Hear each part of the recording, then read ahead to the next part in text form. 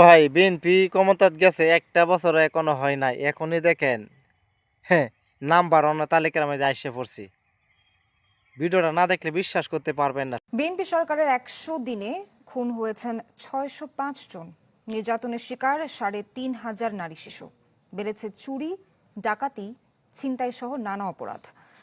গবেষণা প্রতিবেদনে এ তথ্য জানিয়েছে টিআইবি। সংস্থাটির মতে ইতিবাচক উদ্যোগ থাকলেও দুর্নীতি প্রতিরোধ ও জবাবদিহি প্রতিষ্ঠায় উদ্যোগের ঘাটতি উদ্বেগজনক। ১৭ ফেব্রুয়ারি ক্ষমতা গ্রহণের পর বিএনপি সরকারের ১০০ দিন নিয়ে গবেষণা করে ট্রান্সপারেন্সি ইন্টারন্যাশনাল বাংলাদেশ টিআইবি। জাতীয় সংসদ, বিচার ও নির্বাহী বিভাগ, স্থানীয় সরকার, ব্যাংক ও আর্থিক খাত এবং গণমাধ্যম সহ ৯টি ক্ষেত্র ছিল তাদের গবেষণার পরিধি। সুনির্দিষ্ট কিছু খাত। টিআইবির গবেষণা প্রতিবেদনে উঠে আসে, গত মার্চ এপ্রিলে দেশে ছিনতাই, চুরি, ডাকাতি, অপহরণ ও ধর্ষণের চিত্র ছিল উদ্বেগজনক। টিআইবি তাদের পরিসংখ্যানে দেখায়, গত মার্চ ও এপ্রিল মাসে খুন হয়েছে ৬০৫ জন, ছিনতাই ২৯৪টি, চুরি ২২১৪টি, নারী ও শিশু নির্যাতন হয়েছে প্রায় ৩,৫০০।